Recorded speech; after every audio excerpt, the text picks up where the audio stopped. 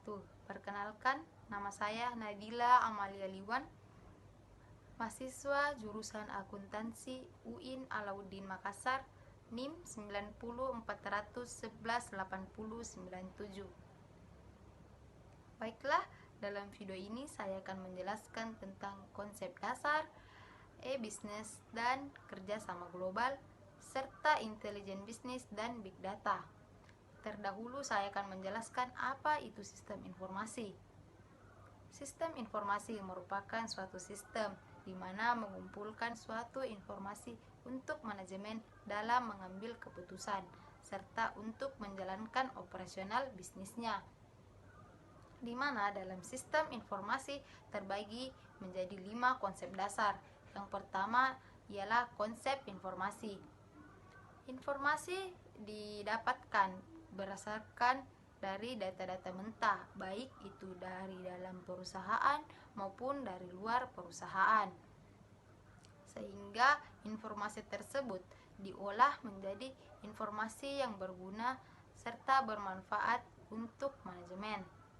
Kedua ialah konsep manusia. Manusia juga mempunyai tugas untuk menjalankan sistem operasional, di mana dia bisa dapat mengolah data dan mengumpulkannya sehingga menghasilkan informasi yang akan digunakan untuk manajemen. Ketiga ialah konsep sistem. Sistem terbagi atas beberapa elemen atau komponen yang dimana mempunyai tugas masing-masing. Ada yang mengumpulkan data, ada yang mengolah data, serta ada yang menyempurnakan data tersebut sehingga menjadi suatu informasi yang berguna bagi manajemen. Keempat ialah konsep organisasi manajemen. Manajemen juga membutuhkan informasi agar dapat menjalankan tugasnya, sehingga sistem informasi menyediakan informasi untuk organisasi manajemen agar dapat menjalankan operasional perusahaan. Yang kelima ialah konsep pengambilan keputusan, di mana sistem informasi menyediakan suatu informasi yang dimana informasi tersebut dijadikan sebagai dasar atau pertimbangan untuk manajemen dalam pengambilan keputusan agar dapat meminimalisirkan kesalahan. Selanjutnya ialah komponen sistem informasi yang terbagi menjadi 6. Yang pertama ialah perangkat keras atau hardware. Contohnya ialah komputer maupun printer. Kedua ialah perangkat lunak atau software yang merupakan bagian dalam dari perangkat keras untuk mengolah data. Ketiga ialah prosedur, merupakan suatu kumpulan aturan untuk mengolah data dan untuk menghasilkan suatu output yang diinginkan. Keempat ialah orang, di mana merupakan suatu kumpulan atau pribadi yang memiliki tanggung jawab masing-masing dalam menjalankan sistem. Kelima ialah database, di mana database merupakan suatu kumpulan informasi yang berasal dari kumpulan data-data yang secara sistematis dengan menggunakan program komputer agar dapat diakses oleh pengguna lain. Keenam itu ialah jaringan komputer, di mana jaringan komputer ini sebagai penghubung antara beberapa sumber agar kita dapat mengakses informasi dari berbagai macam sumber. Selanjutnya ialah peran utama sistem informasi dalam bisnis. Yang pertama ialah mendukung organisasi bisnis, kedua ialah mendukung pengambilan keputusan bisnis, ketiga mendukung keunggulan strategis, dan yang keempat meningkatkan pelayanan secara global atau secara menyeluruh. Adapun jenis-jenis sistem informasi yang terbagi menjadi 5. Pertama ialah sistem informasi manajemen, di mana sistem informasi manajemen ini banyak digunakan oleh para kalangan manajerial untuk manajer dalam suatu divisi dalam suatu perusahaan atau organisasi perusahaan. Yang kedua ialah sistem informasi akuntansi, di mana sistem informasi akuntansi ini dibutuhkan dalam suatu perusahaan untuk melihat kondisi keuangan dan serta dapat membantu para akuntan. Ketiga ialah sistem informasi keuangan. Sistem informasi keuangan ini di mana kita dapat mencatat segala transaksi atau dapat mengetahui segala bentuk transaksi yang terjadi dalam perusahaan yang di mana dapat diintegrasikan dengan sistem informasi akuntansi. Keempat ialah sistem informasi manufaktur. Sistem informasi manufaktur ini sangat banyak digunakan oleh para perusahaan bagian produksi. Kelima ialah sistem informasi sumber daya manusia, di mana di dalam sistem informasi ini banyak kumpulan informasi atau data-data bagian hubungan personalia, seperti contohnya ialah data-data karyawan, gaji karyawan, tunjangan karyawan, maupun sebagainya.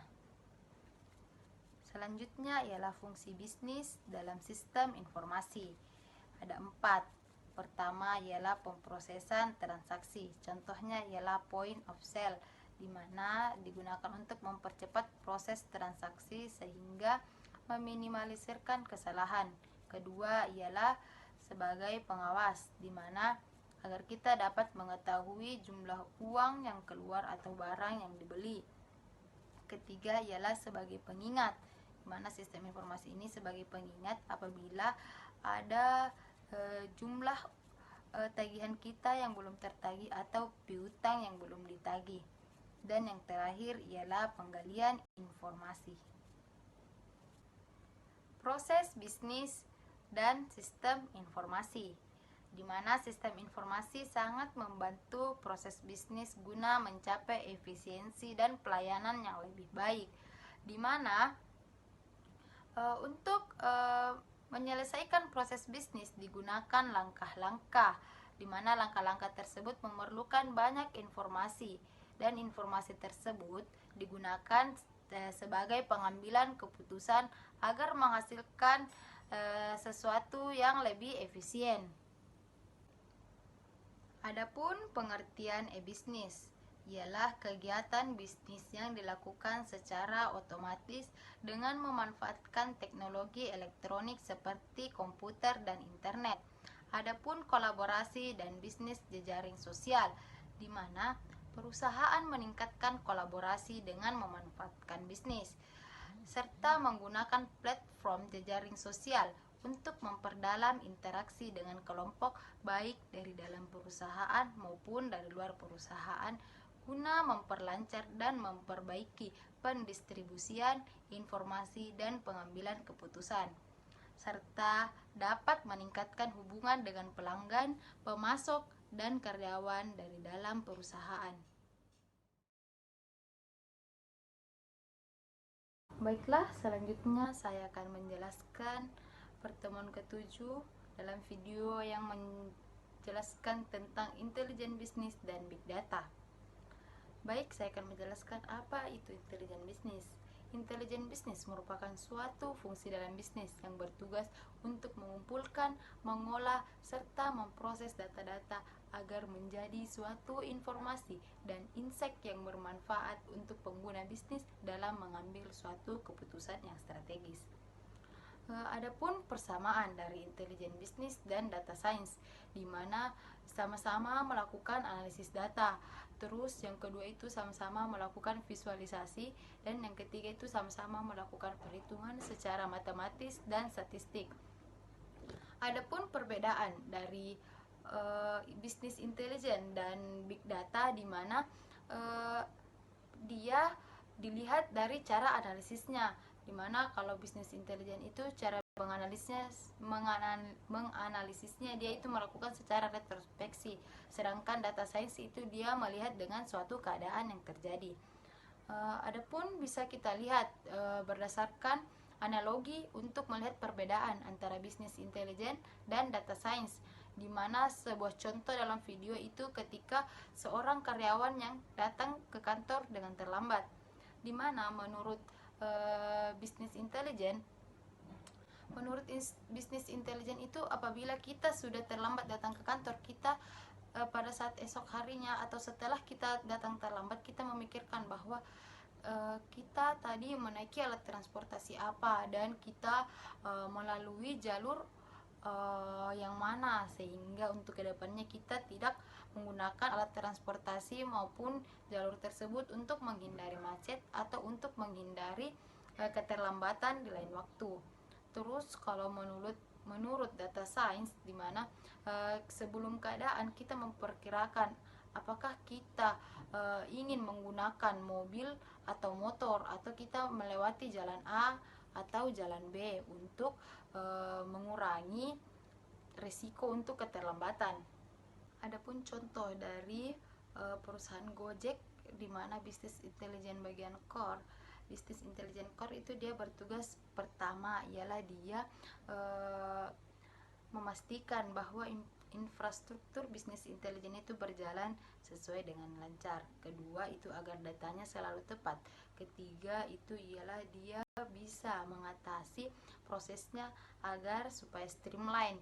Keempat itu agar report atau proses pelaporannya keluar sesuai dengan waktu yang ditentukan. Adapun how to be a good business intelijen atau prinsip-prinsip yang harus kita gunakan untuk menjadi seorang bisnis intelijen. Yang pertama itu ialah ask the right question, di mana kita harus mengetahui pertanyaan bisnis seperti waktu apa yang tepat untuk menyelesaikan masalah agar kita bisa mendapatkan jawaban yang benar. Kedua itu get the relevant data, di mana kita harus mengetahui dari mana kita mendapatkan data yang relevan dari pertanyaan bisnis-bisnis kita, sehingga data kita di akhir bisa mengolahnya. Lalu yang ketiga ialah treat analytical or product, di mana kita melakukan hasil-hasil data analisis dari informasi yang didapatkan agar mudah digunakan oleh pengguna untuk mengambil keputusan. Yang keempat ialah streamline and scalable proses, di mana kita dapat memastikan proses berjalan lancar dan tidak memakan waktu. Lalu, what should business intelligence have, atau apa yang harus kita miliki untuk menjadi seorang bisnis intelijen? Yang pertama itu kita harus memiliki kemampuan dasar mengenai bisnis. Yang kedua itu kita harus memiliki kemampuan matematika dan statistik, karena dalam bisnis intelijen itu kita lebih meneliti tentang data dan fakta. Terus yang ketiga itu ialah kita harus mampu atau mahir dalam teknologi atau kemampuan teknis, di mana dalam bisnis intelijen itu kita lebih sering program atau bagian dari komputer. Lalu saya akan menjelaskan tentang big data. Big data merupakan suatu himpunan data yang sangat besar yang tidak mampu diolah oleh sistem komputer dan perangkat lunak konvensional yang memiliki karakteristik seperti volume, variasi dan velocity atau kecepatan. Contoh big data dari volume, di mana big data ini memiliki sebuah data yang sangat besar, di mana dari tahun ke tahun selalu mengalami peningkatan, bahkan sampai triliunan data ada dalam big data. Lalu yang kedua contohnya ialah variety atau variasi. Contoh dari big data merupakan data yang berupa gambar, video, audio, musik, dokumen, dan lain-lain sebagainya. Adapun sebuah contoh dalam velocity atau kecepatan, contohnya ialah dalam Indonesia itu terdapat suatu proyek yang diawasi oleh Pusat Penelitian Informatika, yaitu ALISERM, di mana ALISERM ini harus memiliki high performance computing, di mana dia harus mengolah datanya secara cepat agar dapat menghasilkan sebuah informasi yang sangat berguna untuk para penggunanya atau untuk kalangan yang banyak. Jadi kesimpulannya, di mana big data ini tercipta karena adanya kemajuan teknologi. Mungkin sekian dari saya, kurang dan lebihnya mohon dimaafkan. Syukran, wassalamualaikum warahmatullahi wabarakatuh.